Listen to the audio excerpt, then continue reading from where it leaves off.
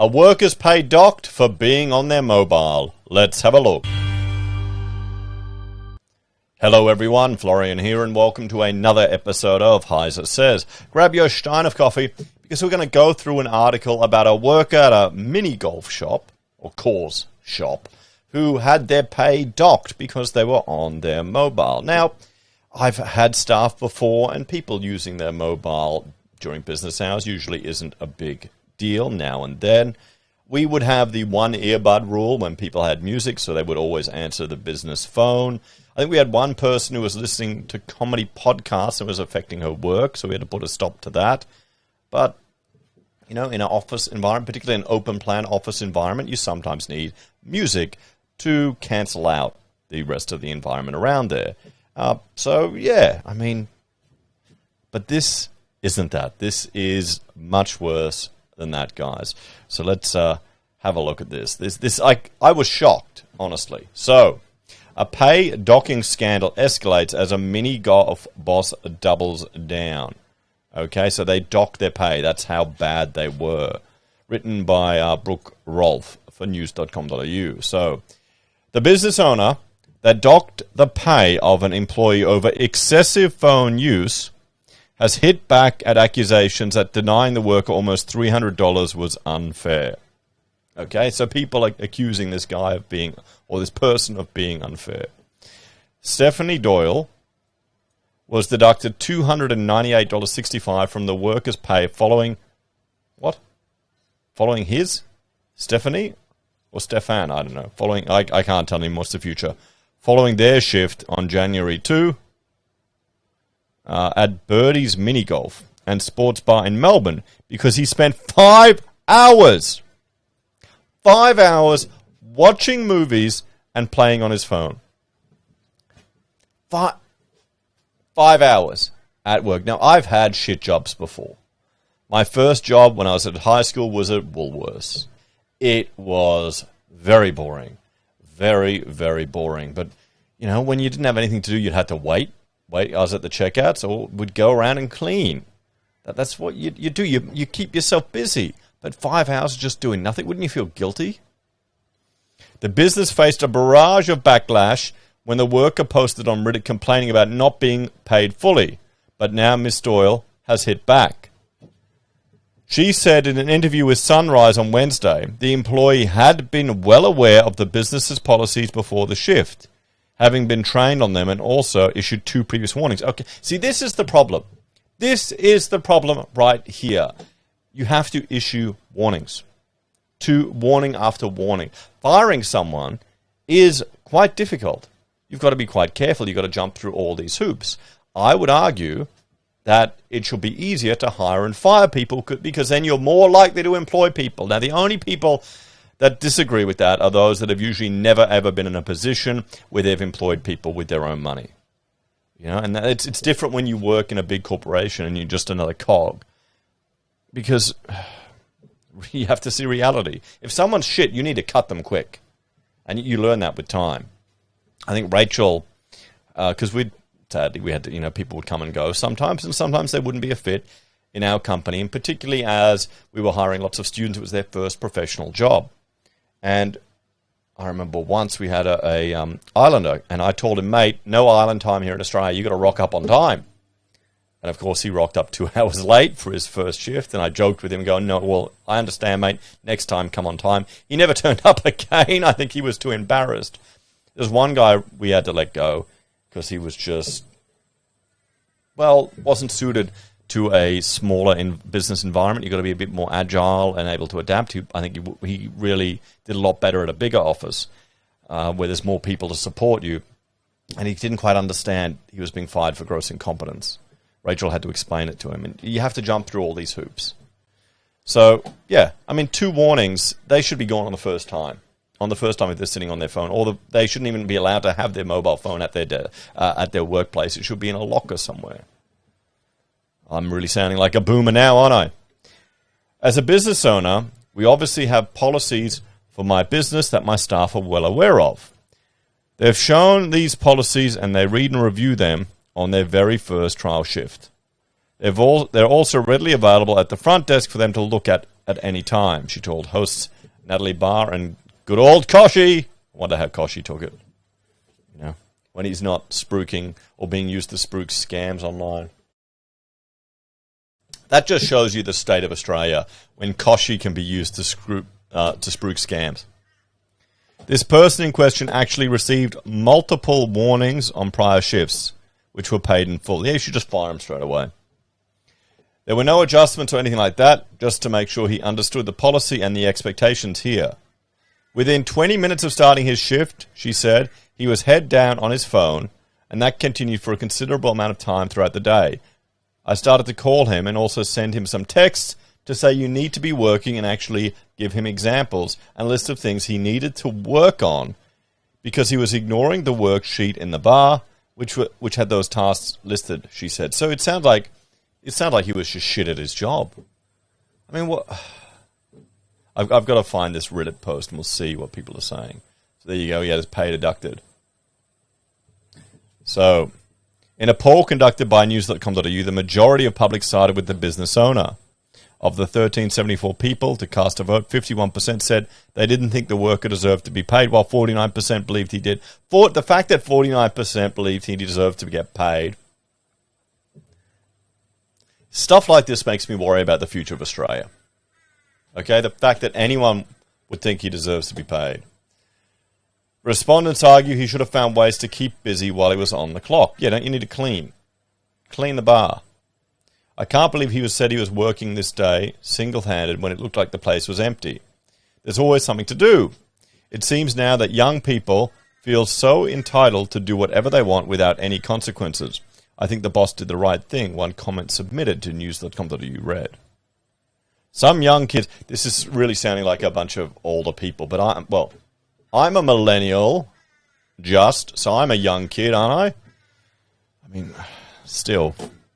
we all did stupid things when we were young. I remember when I was a network administrator at an architectural practice here, one of the new hires who was, quite well respected, he started playing computer games at lunchtime. So, of course, there you go. I put them on the computers. We were having lunchtime sessions of Quake and stuff like that. Probably wouldn't do it now. Although, I think Friday drinks with my staff, I got them all games for Steam, and we had like a session and that type of stuff, I guess. Some young kids think a job is a right and not a privilege. Or, that's an old-fashioned concept. I'll get hammered in the comments on my videos when I say a job is a privilege that you have to aspire to, not a right.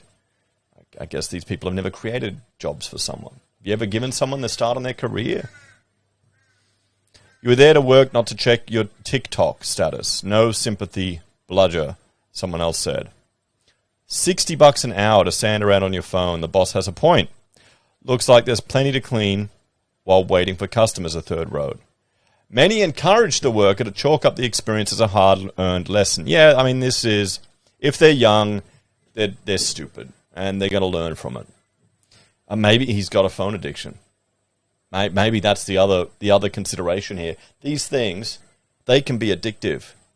And the whole TikTok, these little 1-minute videos, I'm sitting there watching them on bloody YouTube. I'll wake up and I'll watch a couple and, oh crap, there's 30 minutes gone. 30 minutes just wasted. They're dangerous. I suspect it's like, is it a Chinese plot to bring down the West even more with these stupid TikTok stuffs? It's poisonous. It's like a drug.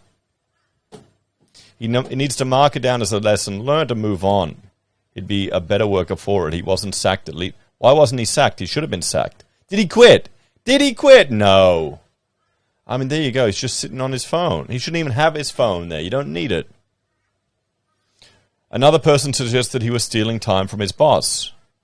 Some felt, however, the worker did nothing wrong and should be paid in full. That's...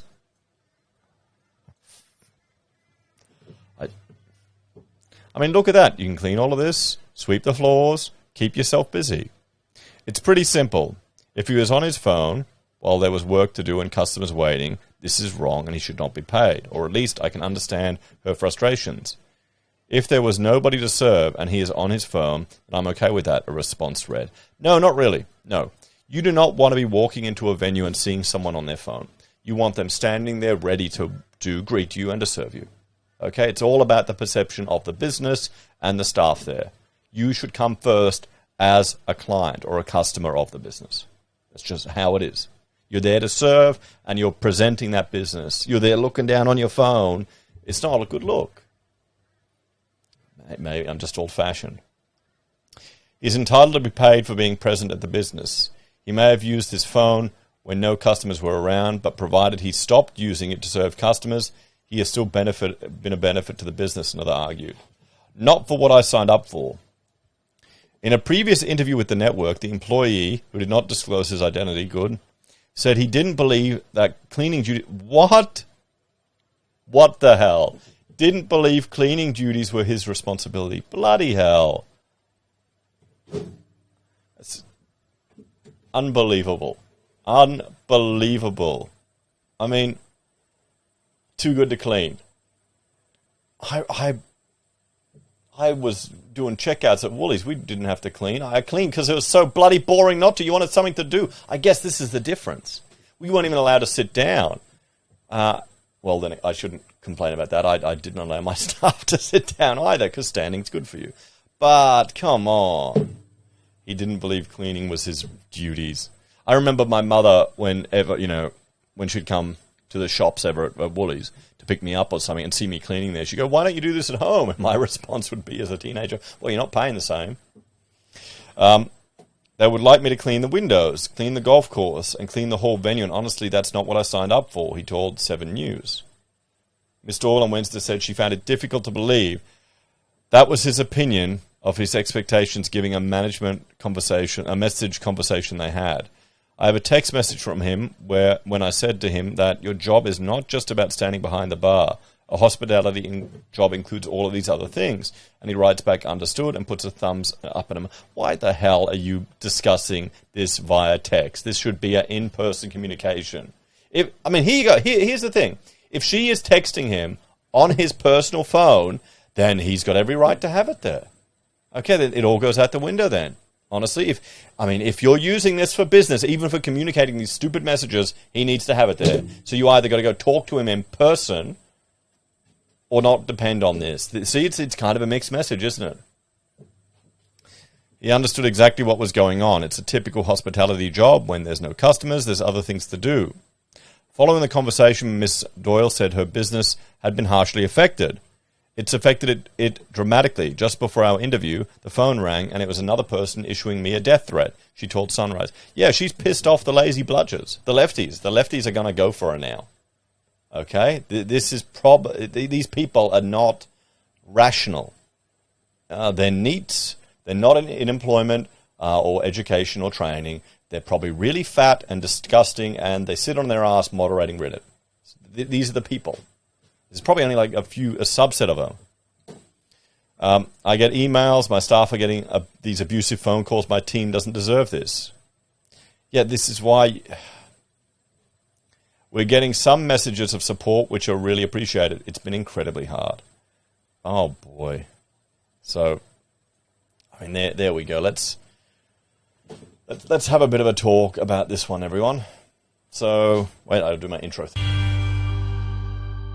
There we go, and now I'll do that back. There we go. Look at the polished operation I have here. I agree with her, but here's the thing. She was using the phone to communicate with him. She was using it to communicate with him. So, how are you gonna rationalize that? She either has to buy him his own phone that the staff can use, that you can message with them, that you lock down, they have no access to all this other stuff, and make them put their own phone somewhere else. But if you're getting them to use their own private device to communicate with you, that's a lot of temptation. Because it looks like it's a boring shit job. Okay, that's what it is. So, I don't know. I think the business owner's been a bit stupid. Communicating like that, I guess it's all in writing. So that's the advantage, but it's text message. You shouldn't let them have their phone at the place of business. Honestly, it should be put in the bag, out the back, not worried about it, or not even brought to work, or maybe they need to, or turned off during business hours. And they should just work with the job. The problem is this has gotten the media now. So I mean, what do you reckon, guys?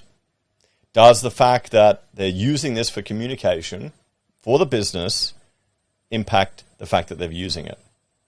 I think it's just a young bloke that got a shit job and didn't like it. They should have, asked him if he wanted to keep the job at the beginning, with the first warning, made it quite clear. But if they want to use this technology to communicate with the staff member, they need to buy their own infrastructure separate from the staff member's personal phone, because they're using a personal phone, I'm assuming, that they're paid money for, that they're paying their data for, all of these things. So, yeah, I had a job where I didn't have a mobile. I went for a few years when I just graduated from uni with no mobile. It was awesome. Rachel, who was my girlfriend at the time, hated it. My friends didn't like it. It was hard to get in touch with people, and I was just saying, just use Messenger.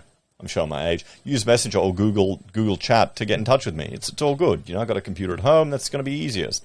Yeah, but I remember at work they were telling me, you need a mobile. How do we get in touch with you? I go, well, you buy one if you want me to have one. So, yeah.